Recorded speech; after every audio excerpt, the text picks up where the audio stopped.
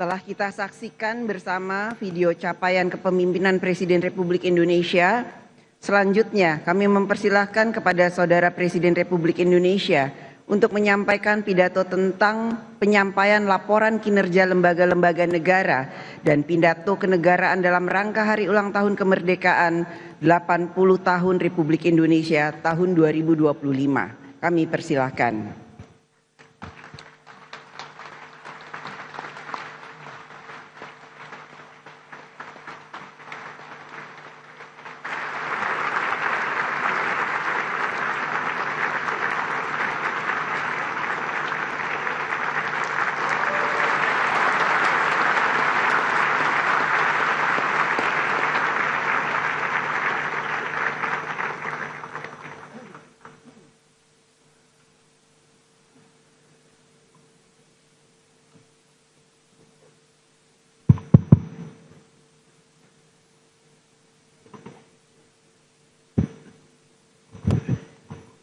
Bismillahirrahmanirrahim. Assalamualaikum warahmatullahi wabarakatuh. Selamat pagi, salam sejahtera bagi kita sekalian. Shalom, salve, om swastiastu. Salam kebajikan, rahayu, rahayu. Yang saya hormati, Saudara Wakil Presiden Republik Indonesia, Saudara Gibran Rakabuming Raka, beserta Ibu Selvi Ananda Putri. Presiden ke-6 Republik Indonesia, Jenderal TNI Purnawirawan Profesor Dr. Susilo Bambang Yudhoyono.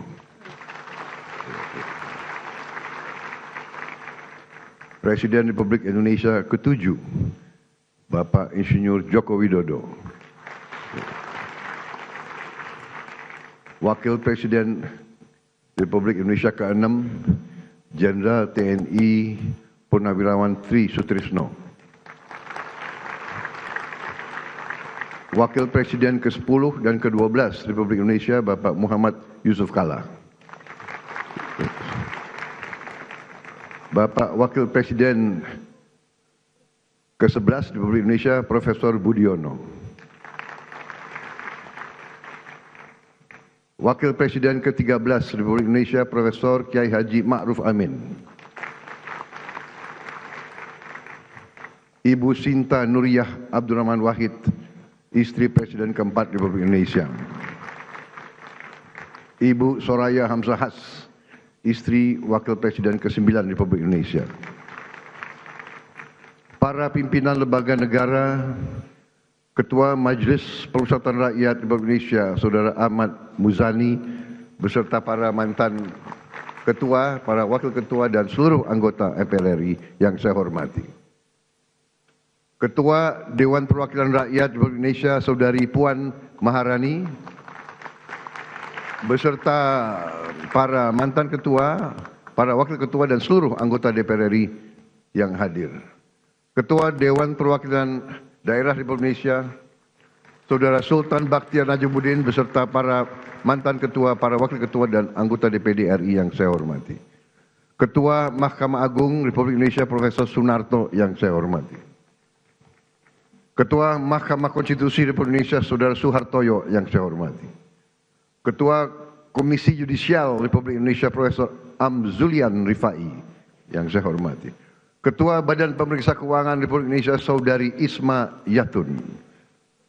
Para Menteri Koordinator, para Menteri, Kepala Badan, Pimpinan Lembaga, Jaksa Agung, Panglima TNI, Kapolri, Kepala BIN, serta seluruh anggota Kabinet Merah Putih yang saya hormati. Yang terhormat para pimpinan partai politik yang hadir. Partai PDI Perjuangan yang mewakili ketua umumnya,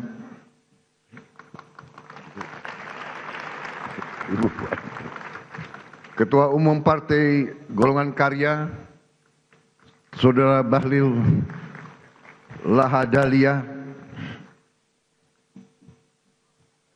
Ketua Umum Partai Gerindra, saya sendiri,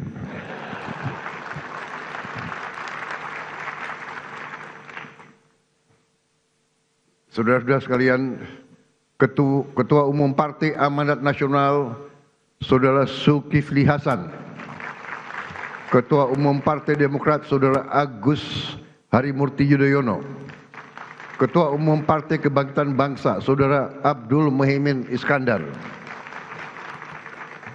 Presiden Partai Keadilan Sejahtera, Saudara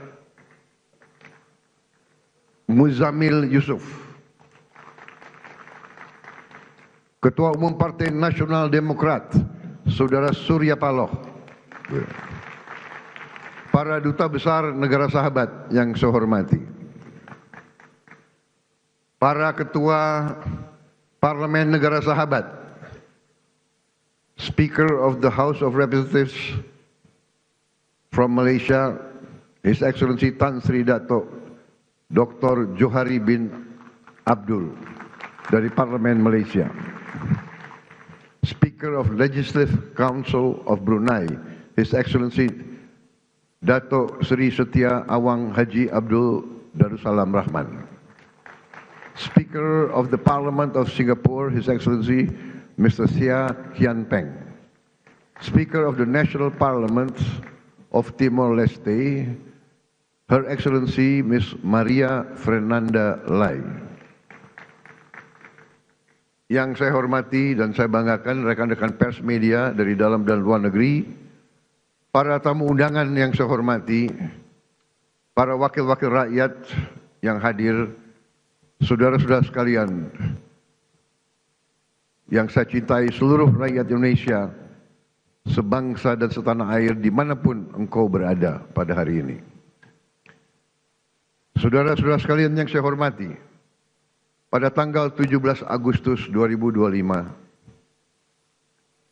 80 tahun sudah para pendiri bangsa Indonesia mendeklarasikan kemerdekaan Indonesia. Proklamasi tanggal 17 Agustus 1945 adalah momen penting dalam perjuangan panjang bangsa ini untuk berdiri di atas kaki kita sendiri. Setelah deklarasi kemerdekaan 17 Agustus 1945, bangsa kita berperang selama 5 tahun.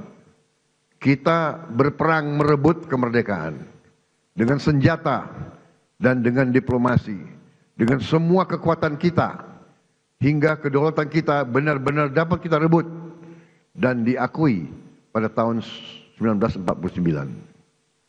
Sejak itu, para pendahulu saya, Presiden Republik Indonesia pertama hingga Presiden Republik Indonesia yang ketujuh, bekerja keras membangun bangsa Indonesia, bekerja keras untuk mewujudkan bangsa yang adil dan makmur. Presiden Soekarno telah memimpin perjuangan pembentukan Negara Kesatuan Republik Indonesia dan berhasil mempertahankan keutuhan wilayah Republik Indonesia di tengah berbagai intervensi dan invasi dari negara-negara asing. Presiden Soekarno juga berhasil mengintegrasikan Irian Barat ke dalam NKRI. Presiden Soeharto melaksanakan pembangunan ekonomi yang merata dari Sabang sampai Merauke, berhasil mewujudkan swasembada pangan dan meletakkan dasar-dasar industrialisasi ekonomi dan menurunkan kemiskinan ekstrim. Presiden Habibie mengenalkan kita ke arah teknologi tinggi, mampu menjaga stabilitas ekonomi di tengah krisis multidimensi tahun 1998. Presiden Abdurrahman Wahid menjaga stabilitas bangsa, berhasil memperkokoh kerukunan antara suku, agama, dan ras, sehingga jati diri bangsa Indonesia sebagai bangsa majemuk dalam keharmonisan terbentuk secara kuat dan kokoh. Presiden Megawati menyelesaikan proses pemulihan ekonomi akibat krisis ekonomi dan moneter yang berkepanjangan, menyelesaikan ribuan kasus perusahaan-perusahaan yang kolaps akibat krisis moneter 1998, dan melaksanakan pemilihan umum secara langsung untuk pertama kalinya, serta memperkuat lembaga-lembaga negara. Presiden Susilo Bambang Yudhoyono mengatasi kerawanan ekonomi karena krisis keuangan dunia 2008, berhasil menyelesaikan konflik Aceh, dan meletakkan dasar yang kuat untuk pembangunan ekonomi yang adil, merata, dan terencana. Presiden Joko Widodo membangun berbagai infrastruktur penting, meningkatkan konektivitas antara sentra-sentra ekonomi, memimpin kita di saat yang kritis, yaitu pandemi COVID-19, sehingga Indonesia termasuk salah satu negara yang paling cepat pulih dari dampak pandemi, keluar dari kesulitan ekonomi. Dan juga beliau merintis pembangunan ibu kota negara Nusantara dan meletakkan dasar strategi hilirisasi sumber daya alam Indonesia. Seluruh presiden pendahulu saya bersama pemerintah yang mereka pimpin berupaya mewujudkan Indonesia yang lebih dekat dengan cita-cita kemerdekaan kita, yaitu negara yang merdeka, berdaulat, adil, dan makmur. Negara yang sesuai dengan cita-cita pembentukan negara kita, yang tercantum dalam pembukaan Undang-Undang Dasar 1945, yaitu negara yang melindungi segenap bangsa Indonesia dan seluruh tumpah darah Indonesia, memajukan kesejahteraan umum, mencerdaskan kehidupan bangsa, dan melaksanakan ketertiban dunia yang berdasarkan kemerdekaan, perdamaian abadi, dan keadilan sosial. Saudara-saudara sekalian yang saya hormati, tujuan kita merdeka adalah untuk merdeka dari kemiskinan, untuk merdeka dari kelaparan, merdeka dari penderitaan. Negara kita harus bisa berdiri di atas kaki kita sendiri. Negara kita harus berdaulat secara ekonomi dan mampu memenuhi kebutuhan pangan kita sendiri. Negara kita diberi karunia oleh Allah SWT sumber daya yang melimpah ruah. Tantangan kita adalah menjaga dan mengelola kekayaan kita agar cita-cita kemerdekaan kita dapat terwujud dalam waktu sesingkat-singkatnya. Hadirin sekalian, hari ini 299 hari yang lalu saya berdiri di sini dan diambil sumpah oleh MPR di hadapan wakil-wakil rakyat Indonesia, di hadapan rakyat Indonesia, dan terutama di hadapan Tuhan Yang Maha Kuasa, bersama wakil presiden saya, Saudara Gibran Rakabuming Raka. Dan di hari yang hikmat ini, saya kembali berdiri di depan saudara-saudara, di depan wakil-wakil rakyat, untuk menyampaikan laporan kerja pemerintahan yang saya pimpin dan lembaga-lembaga negara. Pertama, saya ingin menyampaikan bahwa transisi kepemimpinan nasional dari Presiden Joko Widodo ke pemerintahan yang saya pimpin berjalan dalam semangat persatuan, penuh kehormatan dan kedewasaan politik. Peralihan kepemimpinan yang diakui dunia sebagai peralihan yang lancar dan sangat baik adalah bukti demokrasi kita matang dan kuat. Tidak semua negara mampu melaksanakan transisi kepemimpinan dengan baik dan lancar seperti kita. Di mana-mana ketika saya berada di luar negeri, banyak pemimpin negara sahabat bertanya kepada saya, "How did you do it? How did Indonesia manage?" Saya sampaikan ke mereka, kita berhasil karena kita menganut demokrasi yang khas Indonesia. Demokrasi yang sejuk, demokrasi yang mempersatukan, bukan demokrasi yang saling gontok-gontokan, saling menjatuhkan, saling maki-memaki, saling menghujat, bukan demokrasi yang saling membenci. Inilah yang harus kita pegang teguh. Demokrasi warisan nenek moyang kita adalah demokrasi yang sesuai dengan budaya kita. Budaya kekeluargaan, budaya gotong royong, budaya miko dhuwur mendem jero, budaya saling mengisi, budaya saling mendukung, budaya tepo sliro, budaya menahan diri, budaya yang iso rumongso, bukan rumongso iso. Kita paham dan mengerti bahwa dalam suatu negara modern perlu ada pengawasan, perlu ada transparansi dalam menjalankan kekuasaan. Kita paham sejarah umat manusia. Jika ada kekuasaan yang tidak diawasi, maka kekuasaan akan menjadi korup. Kekuasaan yang absolut akan menjadi korup secara absolut. Kita paham bahwa korupsi adalah masalah besar di bangsa kita. Perilaku korupsi ada di setiap eselon birokrasi kita. Ada di setiap institusi dan organisasi pemerintahan. Perilaku korup ada di BUMN kita. Ada di BUMD kita. Ini bukan fakta yang harus kita tutup-tutupi. Setelah 299 hari saya memimpin pemerintahan eksekutif, saya semakin mengetahui berapa besar tantangan kita. Berapa besar penyelewengan yang ada di lingkungan pemerintahan kita. Hal ini tidak baik, tapi harus saya laporkan kepada para wakil-wakil rakyat Indonesia.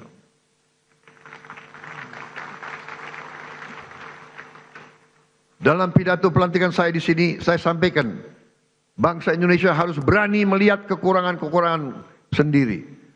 Harus berani melihat kesalahan-kesalahan kita sendiri. Harus berani melihat penyakit-penyakit yang ada di tubuh kita, agar kita bisa perbaiki kekurangan-kekurangan tersebut. Tanpa mau mengakui, tidak mungkin kita mampu memperbaiki. Saya disumpah untuk melaksanakan perintah Undang-Undang Dasar Republik kita. Karena itu, saya tidak ada pilihan lain selain memimpin upaya pemberantasan korupsi dan penyelewengan di semua lembaga eksekutif dan pemerintah. Itulah sebabnya pada awal tahun 2025 ini kami telah identifikasi dan telah selamatkan 300 triliun uang, 300 triliun rupiah dari APBN yang kami lihat rawan diselewengkan. Di antaranya anggaran perjalanan dinas luar dan dalam negeri yang begitu besar, anggaran alat tulis kantor yang begitu besar, dan berbagai anggaran yang selama ini jadi sumber korupsi dan sumber bacaan. Efisiensi ini diperintah oleh Undang-Undang Dasar kita, yaitu ayat 4 pasal 33 Undang-Undang Dasar Negara Republik Indonesia. 300 triliun rupiah kami geser untuk hal-hal yang lebih produktif dan langsung bisa dirasakan rakyat banyak. Majelis yang terhormat, sebagai Presiden Republik Indonesia, saya bertanggung jawab atas pemerintahan eksekutif. Saya berkewajiban menegakkan hukum demi keselamatan bangsa. Saat ini kita menghadapi realita terjadi kebocoran kekayaan negara kita dalam skala yang sangat besar. Kita mengalami suatu kondisi yang saya sebut net outflow of national wealth. Janganlah kita menghabiskan tenaga kita untuk mencari siapa yang salah. Kita tidak ada waktu. Kita tidak punya cukup energi untuk mencari kesalahan orang.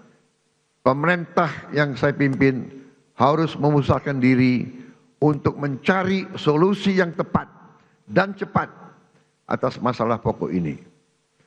Ibarat sebuah badan, kalau darahnya terus mengalir keluar, maka pada suatu titik badan itu akan mati.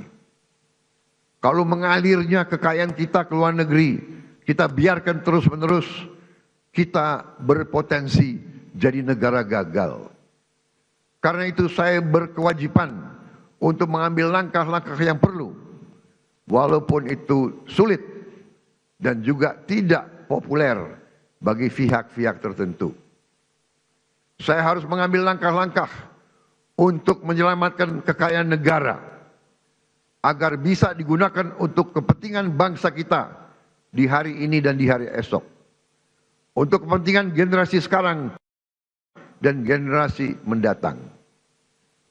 Terus terang saya katakan di sini di hadapan saudara sekalian, kalau kita konsekuen menjalankan apa yang telah dibuat oleh para pendiri bangsa kita, oleh Bung Karno, Bung Hatta, Bung Syahrir, Haji Agus Salim, tokoh-tokoh generasi 45, yaitu rancang bangun, blueprint negara, bagaimana negara harus dijalankan, yang semua sudah tertuang dalam Undang-Undang Dasar 1945. Saya yakin bangsa kita akan selamat. Undang-Undang Dasar 1945 harus kita pelajari. Undang-Undang Dasar 1945 janganlah menjadi mantra, janganlah menjadi slogan, hanya di bibir kita teriak-teriak terus. Undang-Undang Dasar 1945 adalah rancang bangun yang relevan, rancang bangun yang ampuh, rancang bangun yang nyata, dan rancang bangun yang operasional untuk kita gunakan. Saya melihat ada kecenderungan dari sebagian kaum elit Indonesia, sebagian orang-orang yang memandang dirinya paling pinter di Republik ini, mereka memandang bahwa pemikiran Bung Karno, pemikiran Bung Hatta, pemikiran generasi 45 tidak relevan lagi di zaman sekarang.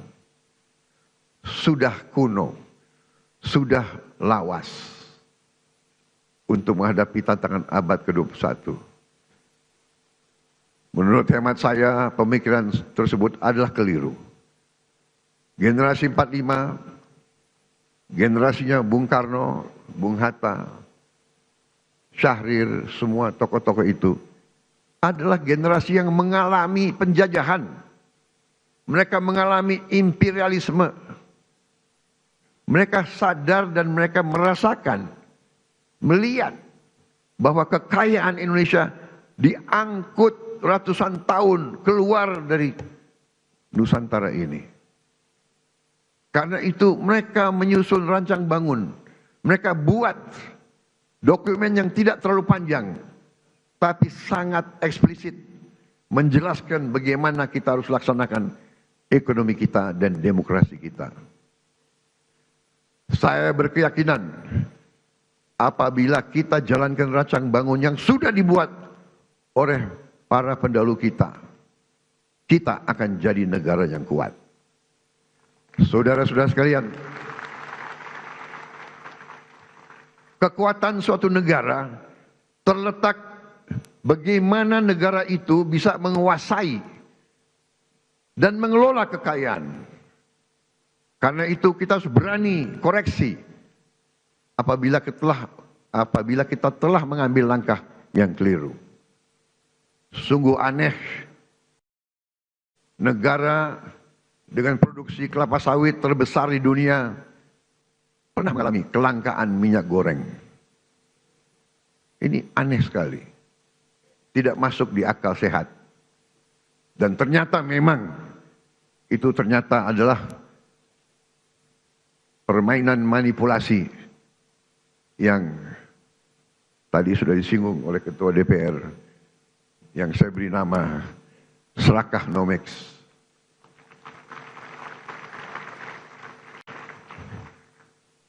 Negara produsen kelapa sawit terbesar di dunia berminggu-minggu, hampir berapa bulan kelapa sawit langka. Saudara, juga sungguh aneh. Kita subsidi pupuk, subsidi alat pertanian, subsidi pestisida, subsidi irigasi, waduk. Kita subsidi beras, tapi harga pangan kadang-kadang tidak terjangkau oleh sebagian rakyat kita. Keanehan-keanehan ini bisa terjadi karena ada distorsi dalam sistem ekonomi kita.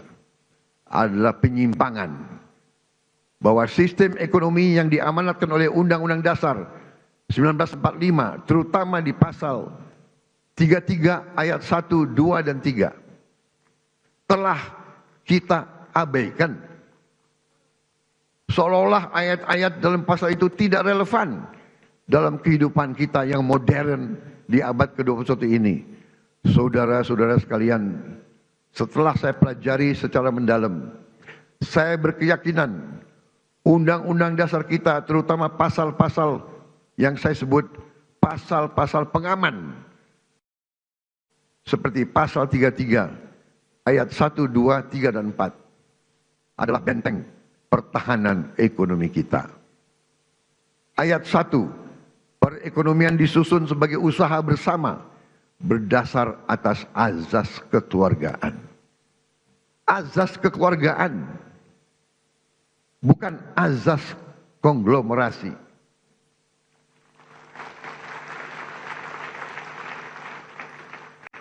Cabang-cabang produksi yang penting bagi negara dan yang menguasai hajat hidup orang banyak dikuasai oleh negara. Saudara-saudara sekalian, saya ingin bertanya, apakah beras itu penting bagi negara atau tidak? Menguasai atau tidak hajat hidup orang banyak? Apakah penggilingan padi itu penting bagi negara? Apakah penggilingan padi itu hajat hidup orang banyak? Tapi ada sementara, tidak semua, fair, ada sementara pengusaha-pengusaha yang justru memanfaatkan kekuatan mereka, kekuatan modal mereka untuk dominasi dan manipulasi kehidupan rakyat, dan ini tidak bisa kita terima. Ayat 3, bumi dan air dan kekayaan alam yang terkandung di dalamnya dikuasai oleh negara dan dipergunakan untuk sebesar-besar kemakmuran rakyat. Saudara-saudara, ayat 4, perekonomian nasional diselenggarakan berdasar atas demokrasi ekonomi dengan prinsip kebersamaan, efisiensi, berkeadilan. Jadi efisiensi ini perintah Undang-Undang Dasar. Tapi ada yang demo lawan efisiensi. Berwawasan lingkungan, kemandirian, serta dengan menjaga keseimbangan kemajuan dan kesatuan ekonomi nasional. Saudara-saudara, ketika kita tidak konsekuen menjalankan undang-undang dasar kita, terjadilah distorsi ekonomi. Terjadilah pemerataan ekonomi yang tidak cepat, di mana yang menikmati pertumbuhan ekonomi kita hanya segelintir orang saja. Terjadilah kondisi di mana pertumbuhan ekonomi rata-rata 5% selama 7 tahun terakhir tidak tercermin dalam kondisi nyata rakyat Indonesia. Masih terlalu banyak anak-anak yang kelaparan, petani dan nelayan yang kesulitan menjual hasil panennya, rakyat yang belum memiliki rumah layak huni, guru yang belum dihargai, serta keluarga yang tak sanggup berobat karena biaya atau karena tidak ada fasilitas kesehatan di daerahnya. Namun, ketika kita konsekuen menjalankan undang-undang dasar kita dalam 299 hari ini, alhamdulillah saya dapat melaporkan bahwa kita telah mencapai berbagai kemajuan yang cukup berarti. Di tengah konflik politik, konflik ekonomi secara global, perang dagang, perang tarif, ekonomi Indonesia masih berhasil tumbuh di atas 5%. Tumbuh dalam 5,12%. Dan para pakar yakin bahwa ini akan semakin meningkat di saat-saat yang akan mendatang.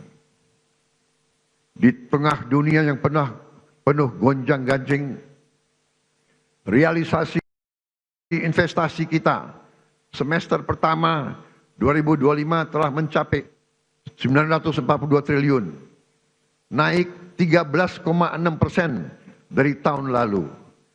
Telah mencapai target APBN 2025 sebelum tahun 2025 berhasil. Dan berhasil menyerap tenaga kerja Indonesia 1.200.000 orang.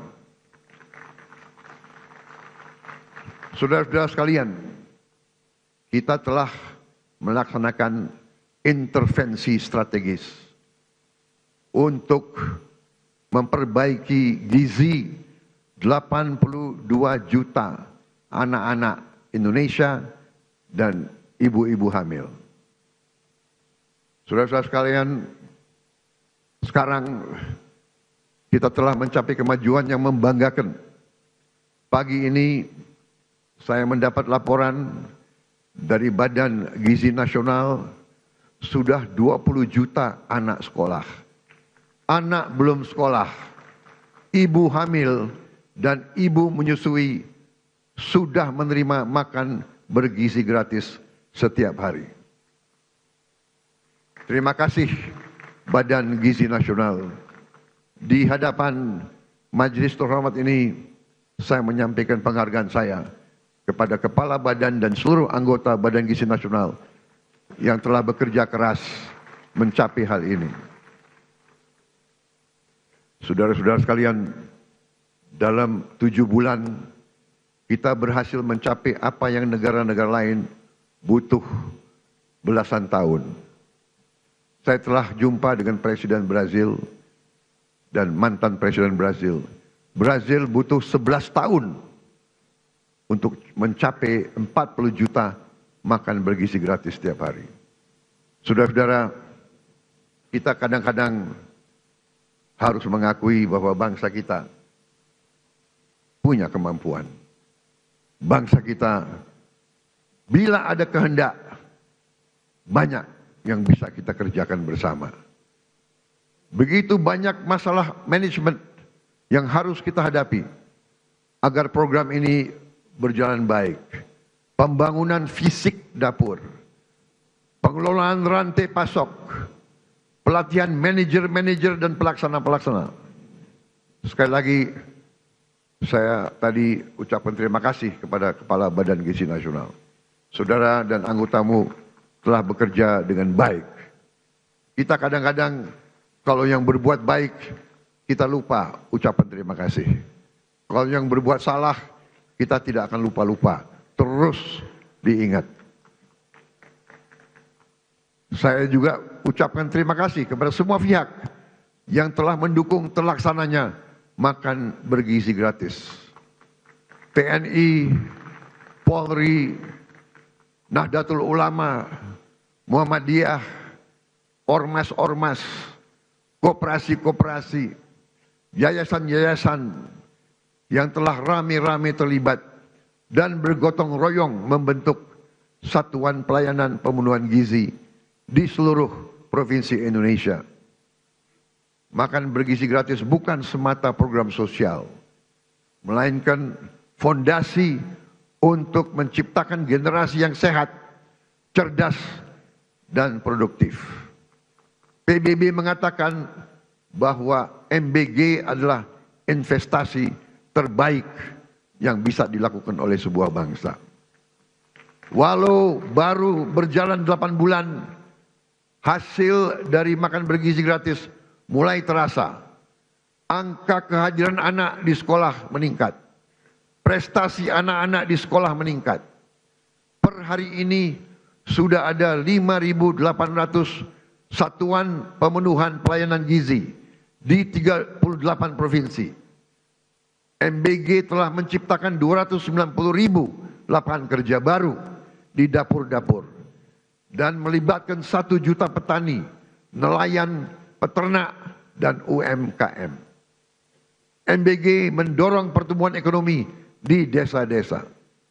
Hadirin sekalian, tidak ada negara yang kuat yang tidak mampu memproduksi pangannya sendiri.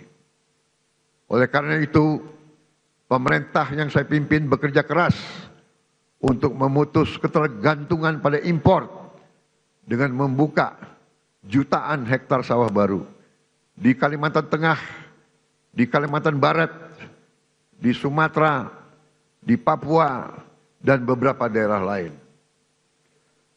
Selain melakukan ekstensifikasi, kami juga melakukan intensifikasi. Kami mendorong produksi pangan di desa-desa. Kami memotong birokrasi penyaluran pupuk.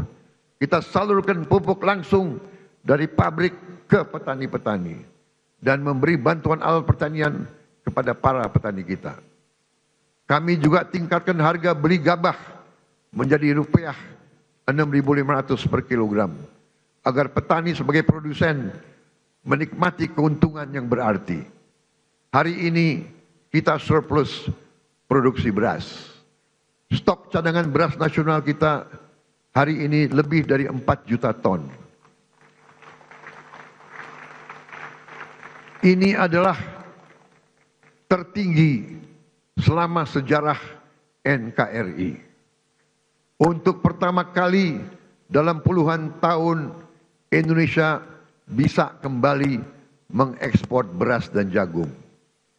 Saya perhatikan di mana-mana para petani tersenyum karena harga gabah stabil dan penghasilan mereka meningkat. Untuk melindungi konsumen Indonesia, pemerintah yang saya pimpin akan selalu mewaspadai kecurangan-kecurangan, manipulasi, penipuan, upaya penimbunan, dan menahan distribusi bahan pangan. Pemerintah yang saya pimpin tidak akan ragu-ragu. Kami akan selalu tegas pada mereka yang melanggar aturan. Mereka yang mempersulit kehidupan rakyat. Mereka yang cari keuntungan gila-gilaan di atas penderitaan orang kecil.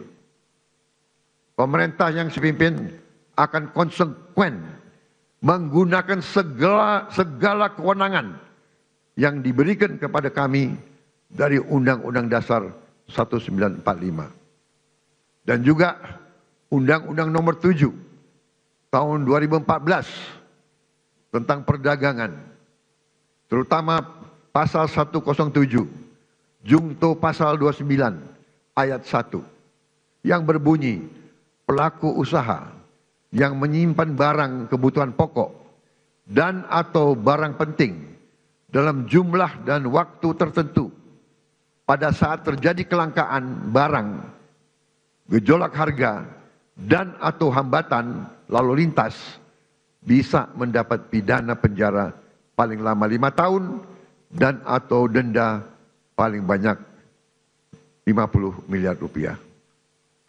Hadirin sekalian,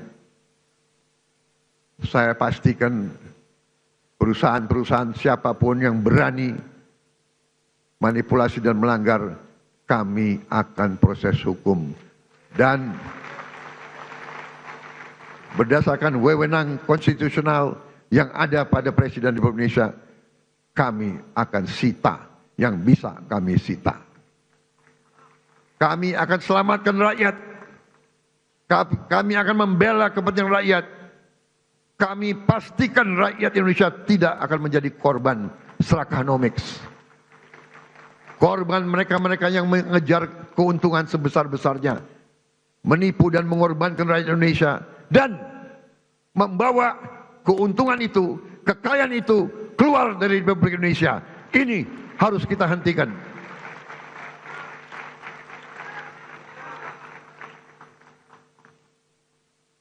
Selama saya menjabat Presiden Republik Indonesia, jangan pernah anggap yang besar dan yang kaya bisa bertindak seenaknya.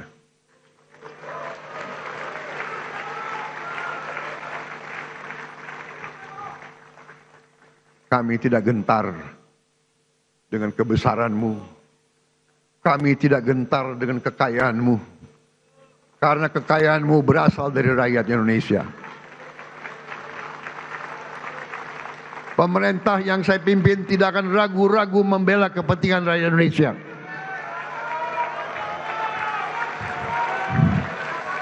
Kita akan gunakan Undang-Undang Dasar 1945 pasal 33 yang sudah sangat jelas. Cabang-cabang produksi yang penting bagi negara dan yang menguasai hajat hidup banyak dikuasai oleh negara. Ini warisan Bung Karno, ini warisan Bung Hatta, ini warisan Bung Syahrir. Saya yakin mereka berada di atas kebenaran. Atas dasar inilah hari ini saya umumkan, setelah pertimbangan cermat oleh pemerintah untuk melindungi hak rakyat mendapatkan beras yang tepat. Tepat takaran, tepat kualitas, harga terjangkau, dan usaha penggilingan beras skala besar harus mendapat izin khusus dari pemerintah. Kalau mereka masih mau bergerak di bidang ini. Kalau tidak, yang besar silahkanlah pindah ke bidang lain. Jangan main di atas kebutuhan dasar rakyat Indonesia.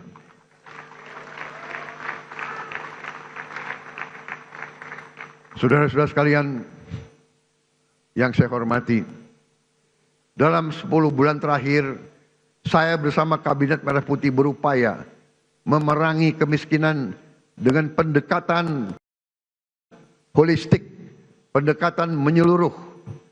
Kami ingin angka kemiskinan ekstrem segera turun ke 0% dalam tempo sesingkat-singkatnya.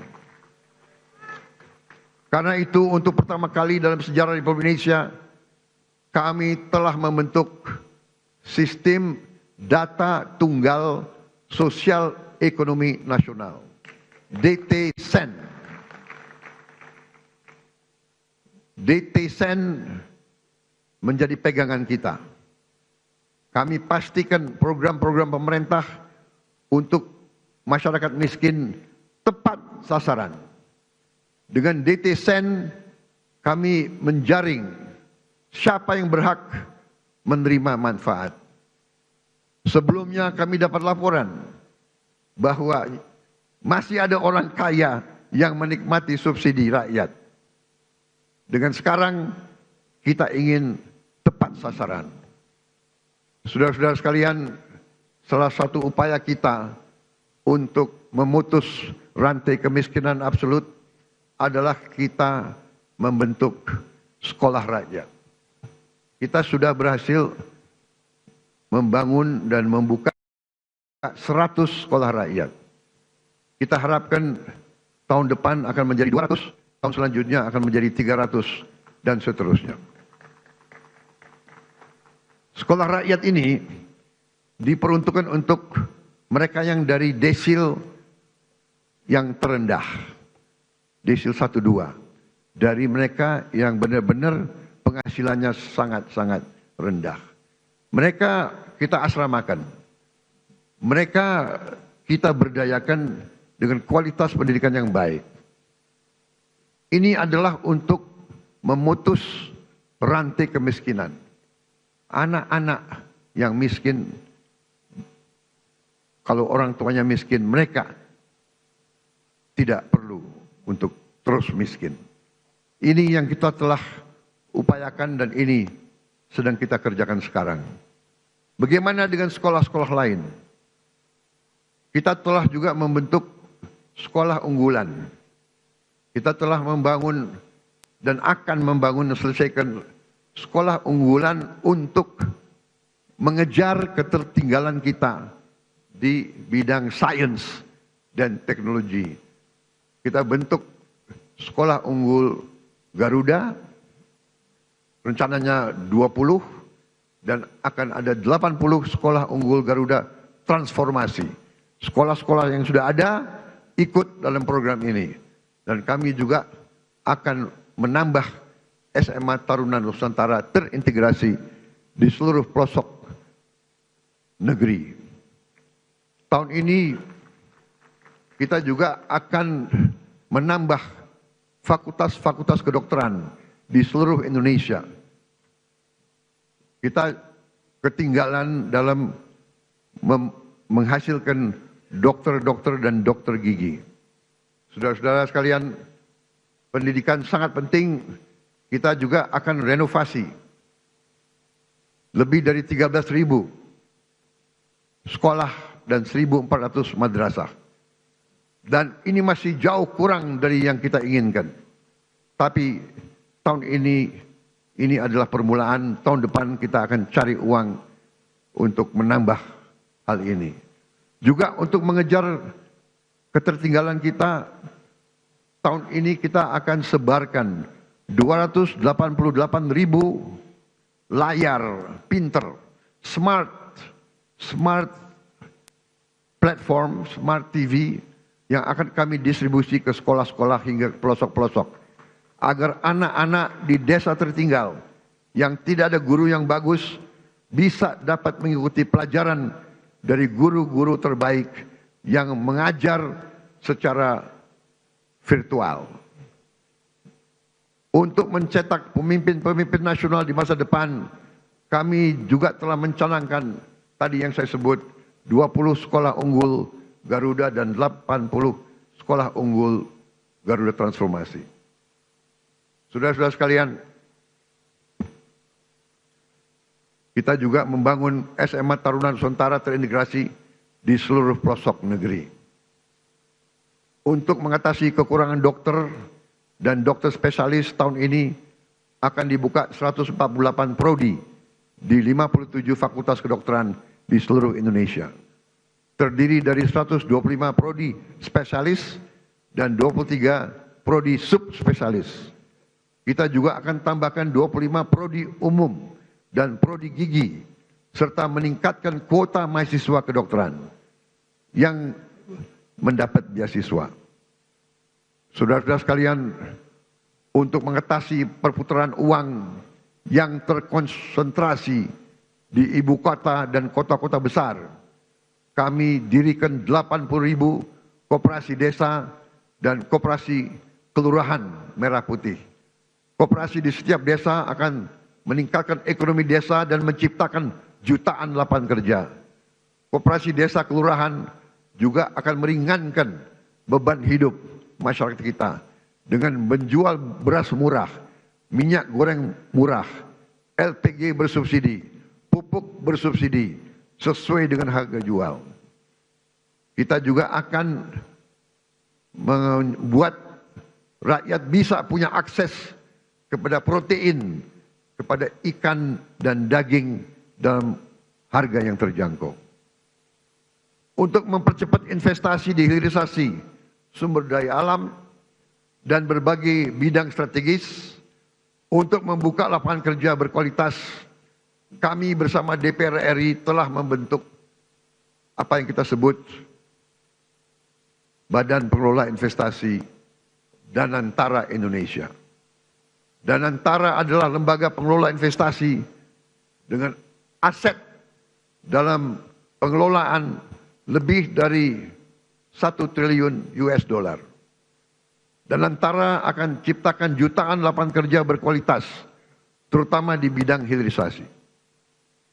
Alhamdulillah, hari ini tingkat pengangguran nasional berhasil turun ke level terendah sejak krisis 1998. Hadirin sekalian, kami juga membangun sistem kesehatan yang lebih adil dan merata. Cek kesehatan gratis telah digunakan hari ini oleh lebih dari 18 juta warga. 66 rumah sakit di 66 kabupaten sedang kami tingkatkan kelasnya. Kawasan ekonomi khusus Sanur kami hadirkan sebagai pusat pelayanan medis bertaraf internasional agar orang Indonesia tidak harus berobat ke luar negeri. kami tegakkan kedaulatan Indonesia di panggung dunia. Kami putuskan Indonesia bergabung dengan BRICS. Indonesia juga diundang di mana-mana menjadi kehormatan dalam perayaan kemerdekaan India dan perayaan Hari Nasional Prancis.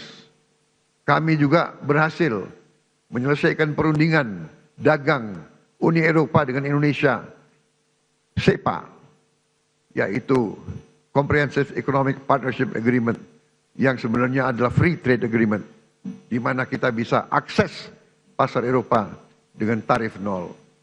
Kita juga berunding dengan Amerika.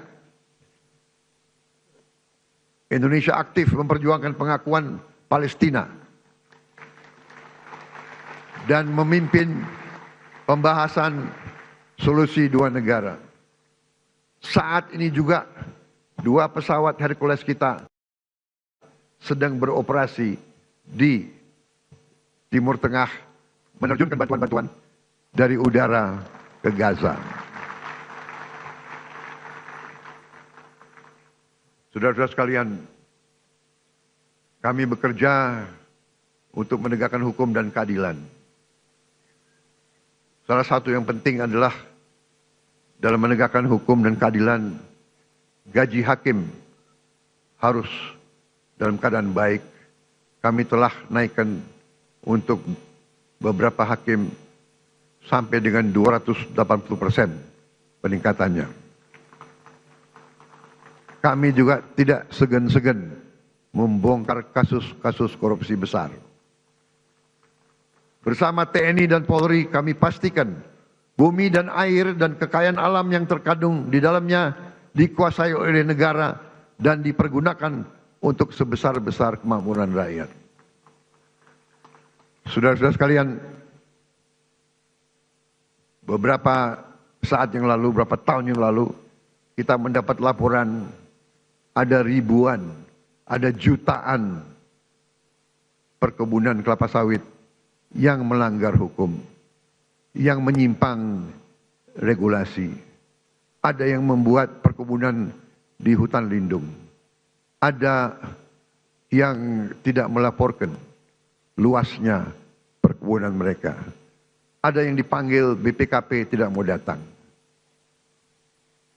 Kami terbitkan Peraturan Presiden Nomor 5 Tahun 2025 tentang penertiban kawasan hutan.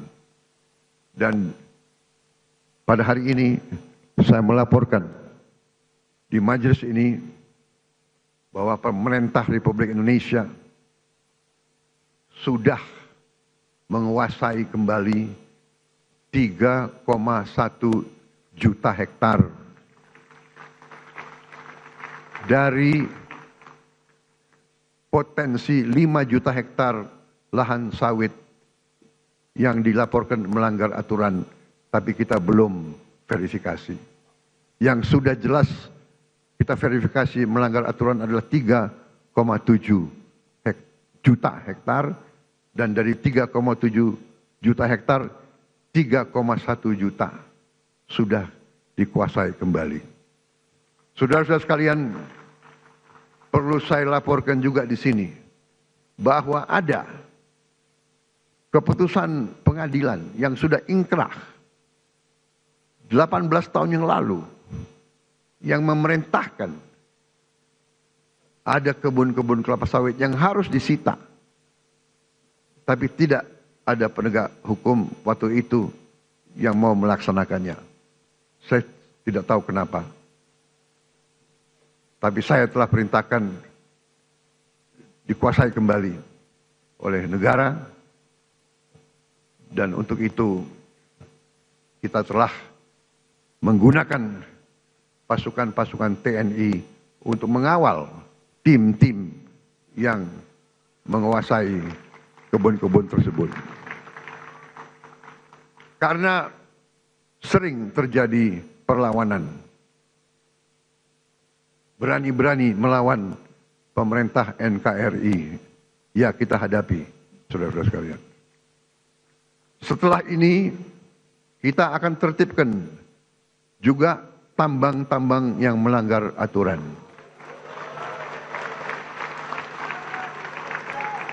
Saya telah diberi laporan oleh aparat-aparat bahwa terdapat 1063 tambang ilegal dan potensi kekayaan yang dihasilkan oleh 1063 tambang ilegal ini dilaporkan potensi kerugian negara adalah minimal 300 triliun. Saudara-saudara sekalian,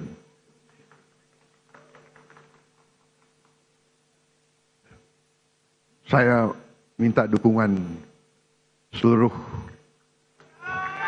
MPR. Saya minta dukungan seluruh partai politik untuk mendukung ini demi rakyat kita, saudara-saudara sekalian.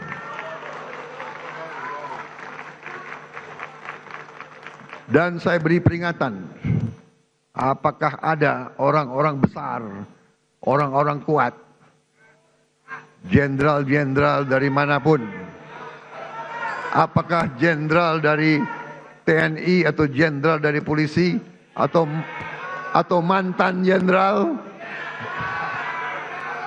tidak ada alasan kami akan bertindak atas nama rakyat.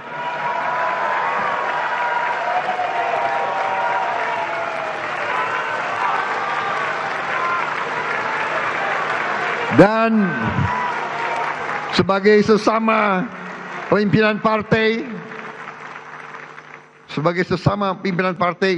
saya ingatkan anggota-anggota semua partai, termasuk partai saya Gerindra, cepat-cepat kalau ada terlibat, Anda jadi justice collaborator. Anda laporan aja, karena walaupun kau Gerindra, tidak akan saya lindungi, saudara-saudara sekalian. Kalau ada yang berani, ya, saya telah perintahkan Panglima TNI dan Kapolri, kalau Anda mau ke provinsi ini, pakai pasukan dari provinsi lain. Jangan-jangan ada anak buahmu di kebun-kebun itu. Saudara-saudara wakil rakyat, saudara tahu keadaan yang sebenarnya. Benar?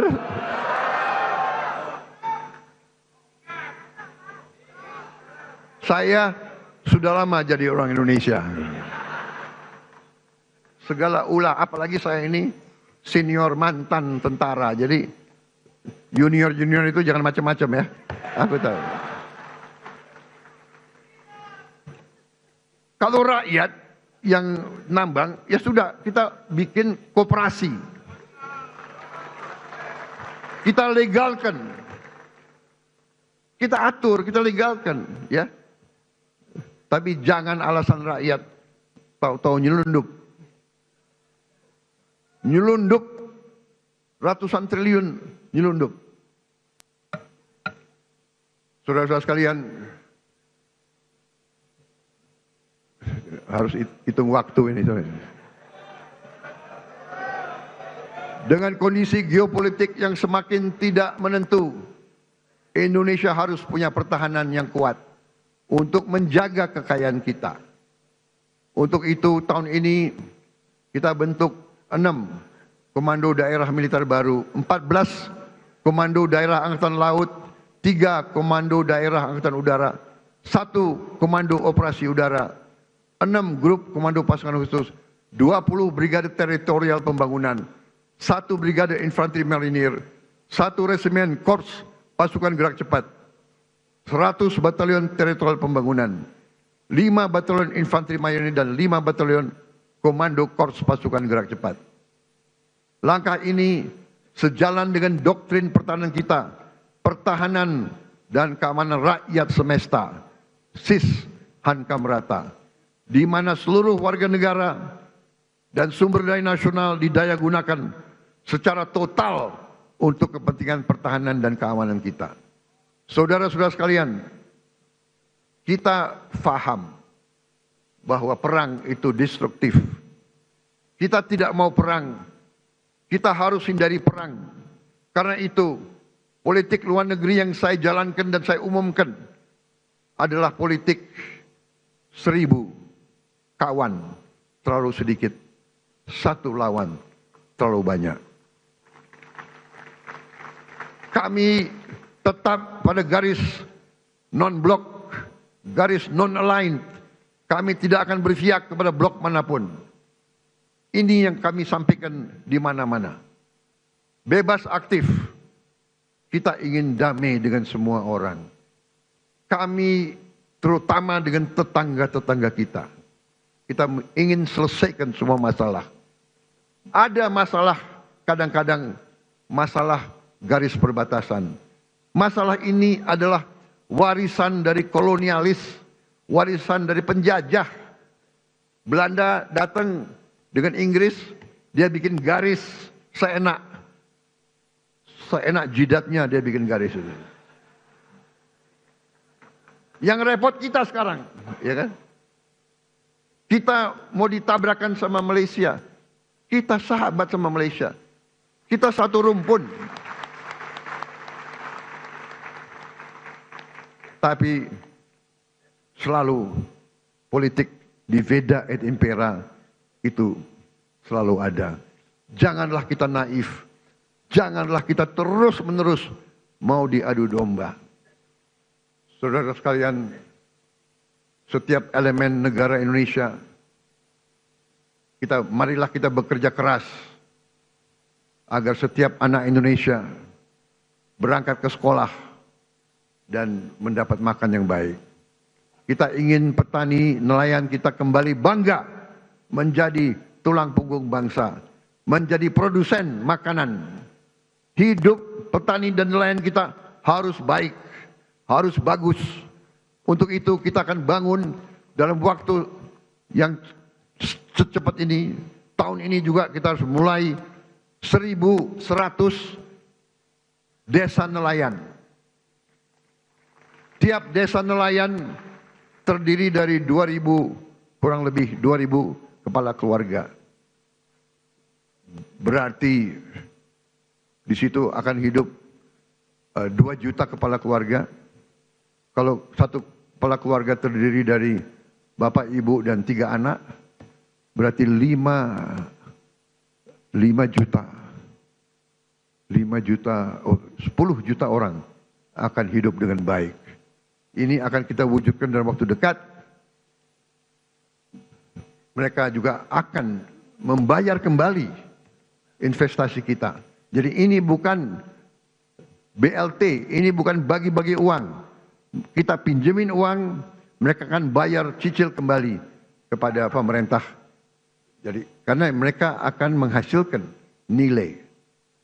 Kita ingin guru-guru kita semangat mengajar karena dihargai. Kita ingin rakyat kecil bisa tersenyum karena tidak lagi takut sakit, tidak takut lapar, dan tidak takut anaknya tidak bisa sekolah. Dan kita harus cari lapangan kerja yang sebesar-besarnya dan sebanyak-banyaknya. Tujuan kita, tujuan kemerdekaan adalah yen wong cilik iso gemuyu. Saudara-saudara sekalian, untuk itu saya memberi apresiasi kepada lembaga-lembaga negara atas kinerja mereka dalam menjalankan roda negara. MPR RI melalui visi besar Rumah Kebangsaan, pengawal ideologi Pancasila dan kedaulatan rakyat, secara konsisten terus-menerus sosialisasikan Pancasila, Undang-Undang Dasar 1945, NKRI, dan Bhinneka Tunggal Ika. MPR konsisten turun ke rakyat, jelaskan 4 pilar kehidupan berbangsa dan bernegara. Ini sangat penting karena pemahaman Undang-Undang Dasar 1945 bisa menyelamatkan ekonomi kita, bisa menyelamatkan demokrasi kita. DPR RI pada periode awal 2024-2009 telah membahas dan mengesahkan 14 rancangan undang-undang dan telah menetapkan program legislasi nasional tahun 2025 dan jangka menengah 2025-2029. Sehingga perencanaan, penyusunan dan pembahasan RUU berjalan secara terarah dan terukur. Pada pelaksanaan fungsi penganggaran, DPR RI telah membantu pemerintah mewujudkan efisiensi berkeadilan di APBN kita yang merupakan mandat dari Undang-Undang Dasar 1945 serta membantu menyusun RAPBN 2026 yang akan saya sampaikan sore hari ini. DPR RI juga telah melaksanakan fungsi pengawasan yang luas melalui 26 panitia kerja pengawasan dan 3 tim pengawasan. DPD RI telah menetapkan lebih dari 50 keputusan kelembagaan yang mencerminkan peran aktif dan strategis DPD dalam memperjuangkan aspirasi dan kepentingan daerah di tingkat pusat. Lebih lanjut, DPD RI telah mendukung pembangunan berkelanjutan, aktif menjalankan fungsi pengawasan, pemberian pertimbangan anggaran, serta proaktif memantau dan mengevaluasi Raperda dan Perda untuk memastikan kesesuaian regulasi daerah dengan kebijakan nasional. BPK RI telah membuktikan integritasnya dan independensinya dalam pemeriksaan pengelolaan dan tanggung jawab keuangan negara. Capaian BPK di tahun 2024 antara lain mendorong peningkatan akuntabilitas tata kelola keuangan negara serta kualitas pertanggungjawaban pelaksanaan anggaran, sehingga kementerian dan lembaga yang telah mencapai status wajar tanpa pengecualian mencapai 97,7% untuk tahun anggaran 2024. Mengawal program prioritas nasional, meningkatkan efektivitas belanja APBN, serta penyelamatan puluhan triliun rupiah uang dan aset negara. Mahkamah Konstitusi di sepanjang tahun 2024 hingga pertengahan 2025 telah menangani ratusan perkara pengujian undang-undang, perselisihan hasil pemilihan umum, dan perselisihan hasil pemilihan kepala daerah dengan proses persidangan yang efektif, tepat waktu, dan menghasilkan berbagai putusan penting yang menjadi tonggak penguatan demokrasi dan perlindungan hak konstitusional warga negara. Mahkamah Agung secara serius dan berkelanjutan melakukan reformasi peradilan, modernisasi manajemen perkara, penyelesaian sengketa perdata secara cepat dan berorientasi pada perdamaian, serta penanganan perkara pidana dengan pendekatan restoratif justice. Dengan sistem peradilan elektronik atau e-court di Mahkamah Agung, jumlah perkara yang didaftarkan di pengadilan tingkat pertama meningkat 30,84% dari tahun sebelumnya. Penyelesaian sengketa perdata dengan nilai gugatan di bawah 500 juta rupiah meningkat 68%. Dan tingkat keberhasilan penyelesaian sengketa melalui mediasi meningkat 28%. Capaian ini adalah bukti nyata kerja keras Mahkamah Agung untuk mewujudkan peradilan yang modern, cepat, berbiaya ringan, dan berkeadilan bagi seluruh rakyat Indonesia. Komisi Yudisial memainkan peran strategis dalam kesejahteraan rakyat dan kemajuan Indonesia, yaitu dengan menjaga integritas hakim dan meningkatkan kepercayaan publik terhadap integritas hakim. Sepanjang tahun 2024 sampai dengan periode Juli 2025, Komisi Yudisial telah melaksanakan seleksi calon hakim agung dan hakim ad hoc yang menghasilkan sebanyak 9 orang calon hakim agung, 3 orang calon hakim ad hoc di Mahkamah Agung. Komisi Yudisial juga telah menerima 3.752 laporan masyarakat terkait dugaan pelanggaran kode etik dan pedoman perilaku hakim dan mengusulkan penjatuhan sanksi kepada 116 orang hakim. Selain itu, saya juga mengucapkan terima kasih kepada Bank Indonesia, Otoritas Jasa Keuangan, Lembaga Penjamin Simpanan, Komisi Pemberantasan Korupsi, Komisi Pemilihan Umum, Badan Pengawas Pemilu, Ombudsman RI, Komnas HAM, dan lembaga-lembaga nasional lainnya yang telah berkontribusi untuk kemajuan bangsa sesuai dengan peran dan kewenangannya. Terakhir, saya juga mau gunakan kesempatan ini untuk mengucapkan terima kasih kepada setiap pengusaha nasional yang telah membuka lapangan kerja di Indonesia, menanamkan modal di Indonesia, dan menyimpan hasil usahanya di Indonesia. Jangan salah, tidak semua pengusaha yang besar itu ikut dalam alam mazhab Slakahnomics. Justru sebagian besar kita ajak untuk membangun Indonesia bersama. Saya sampaikan ke mereka, mereka harus menjadi bagian dari Indonesia Incorporated. Indonesia Incorporated adalah konsep pembangunan ekonomi di mana semua stakeholder, semua pemain bergerak dalam satu kesatuan tim nasional. Yang kuat, yang besar punya peranan. Yang menengah punya peranan. Yang kecil punya peranan, kita bantu. Yang miskin kita berdayakan. Itu namanya Indonesia Incorporated. Saya sampaikan, kalau kita hilangkan kemiskinan, kalau orang yang berada di bawah garis kemiskinan punya uang, punya penghasilan, mereka punya daya beli, mereka akan beli barang-barang dari pabrik-pabrik yang dimiliki oleh perusahaan-perusahaan besar.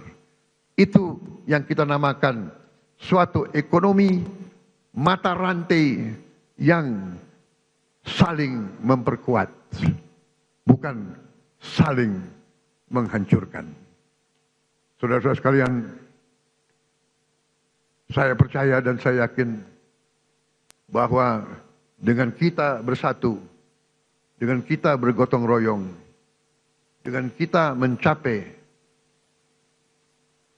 demokrasi sesuai dengan budaya kita, ekonomi sesuai dengan rancang bangun pendiri-pendiri bangsa kita, insya Allah Indonesia akan semakin kuat, semakin sejahtera. Kita memilih beberapa tonggak sebagai tema kita. Bersatu, berdaulat, rakyat sejahtera. Rakyat harus sejahtera. Kalau rakyat tidak sejahtera, saya katakan kita gagal sebagai negara merdeka. Kita akan berhasil sebagai negara merdeka kalau rakyat kita sejahtera. Karena itu, marilah kita bekerja sama. Kita berbeda-beda boleh, tapi satu tujuan kita. Silakan, yang berada di luar pemerintah tidak ada masalah. Terima kasih. Kita butuh koreksi. Kita butuh pengawasan. Kita butuh kritik. Walaupun kadang-kadang kritik itu menyesakkan juga. Tapi nggak ada masalah. Jangan berhenti kritik. Saya juga minta dari koalisi kita tetap di dalam koalisi harus berani mengawasi, harus berani koreksi, ya. Tidak boleh ada yang merasa lebih kuat dari hukum. Tidak boleh ada yang merasa tidak dapat diatur, tidak dapat diperiksa. Saya kira itu yang ingin saya sampaikan. Terima kasih sidang majelis yang terhormat. Dirgahayu Republik Indonesia ke-80.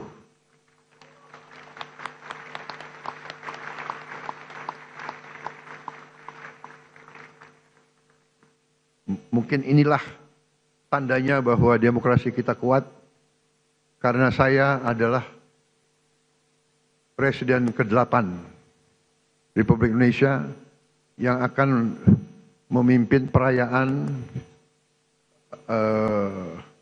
Hari Kemerdekaan yang ke-8 dasawarsa.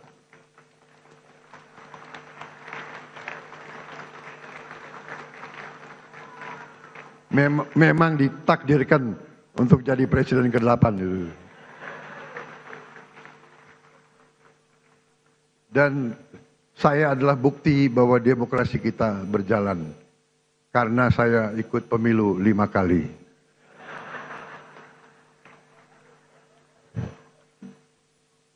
Alhamdulillah 4 kali kalah. Tapi hari ini saya berdiri di depan majelis ini. Terima kasih. Terima kasih, saudara-saudara sekalian. Wassalamualaikum warahmatullahi wabarakatuh.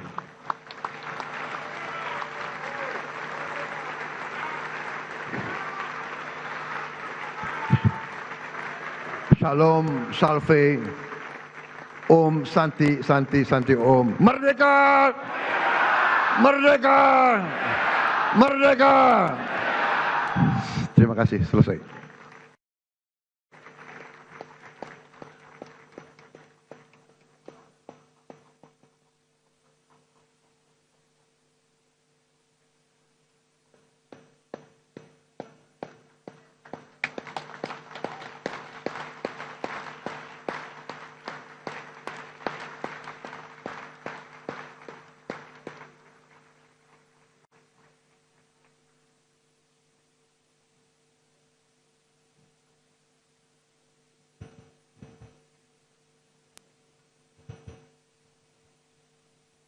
Saudara Presiden dan Saudara Wakil Presiden, hadirin peserta sidang yang kami muliakan.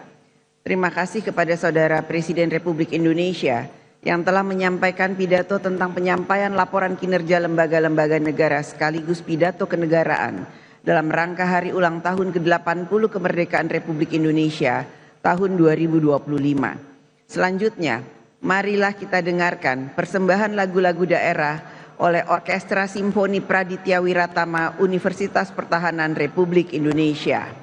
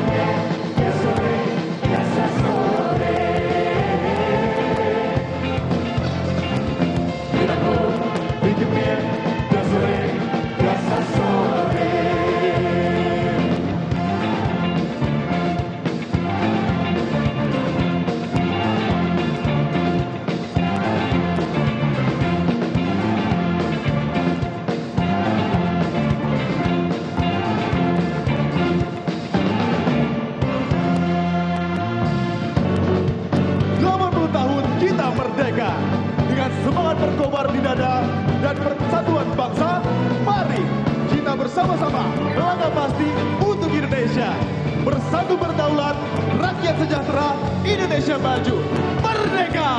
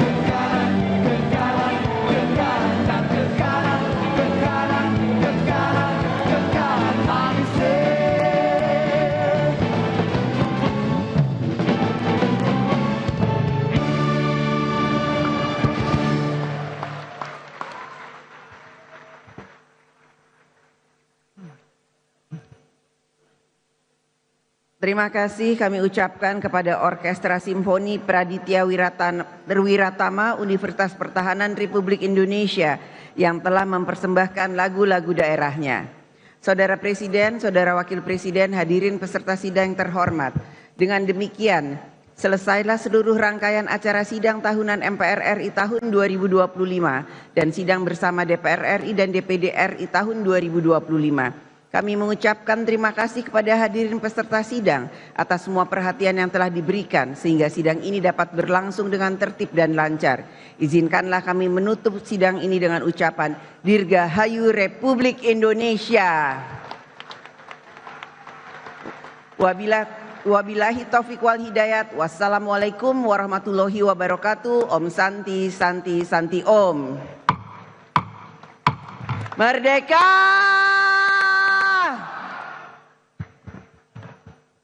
Hadirin dimohon berdiri.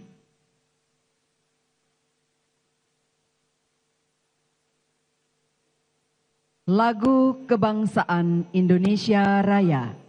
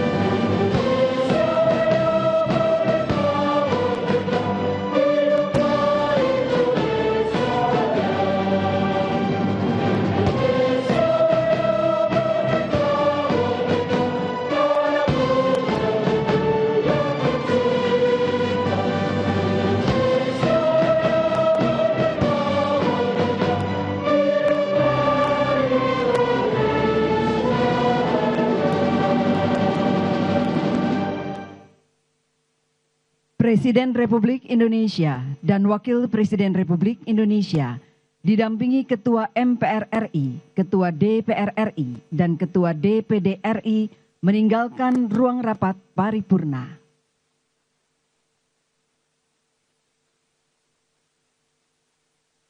Dan Prabowo Subianto, Wakil Presiden Gibran Rakabuming, bersama Ketua MPR RI Ahmad Muzani, Ketua DPR RI Dr. Honoris Causa Puan Maharani, dan Ketua DPD RI Sultan Batiar Nazamuddin akan meninggalkan ruang paripurna.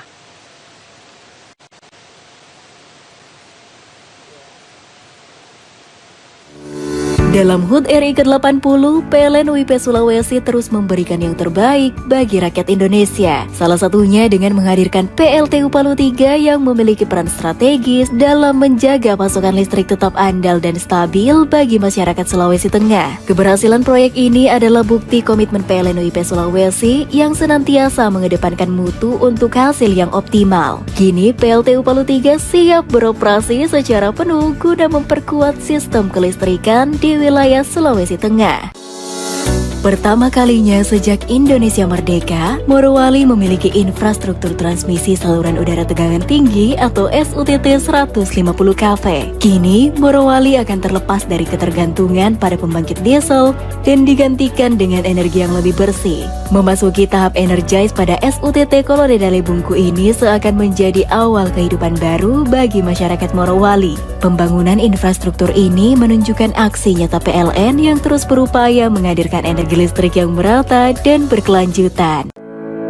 Dalam HUT RI ke-80, PLN UIP Sulawesi terus menunjukkan komitmennya dalam memberikan pasokan listrik yang semakin andal di Sulawesi dengan menghadirkan pembangkit listrik yang lebih mutakhir dan modern. Salah satunya PLTM Geluwu 40 MW yang telah beroperasi di tahun ini. Bukan hanya memenuhi kebutuhan listrik masyarakat, namun juga mendongkrak aspek perekonomian di wilayah Kabupaten Banggai. Semarak Kemerdekaan RI ke-80, PLN terus menjadi garda terdepan dalam mendorong swasembada energi dengan menghadirkan infrastruktur tenaga listrikan di Sulawesi. Hadirnya proyek infrastruktur PLN UIP Sulawesi ini menjadi simbol ketahanan energi di kawasan timur Indonesia dalam mendukung pertumbuhan ekonomi serta aktivitas masyarakat Sulawesi. Agar masyarakat atau anak-anak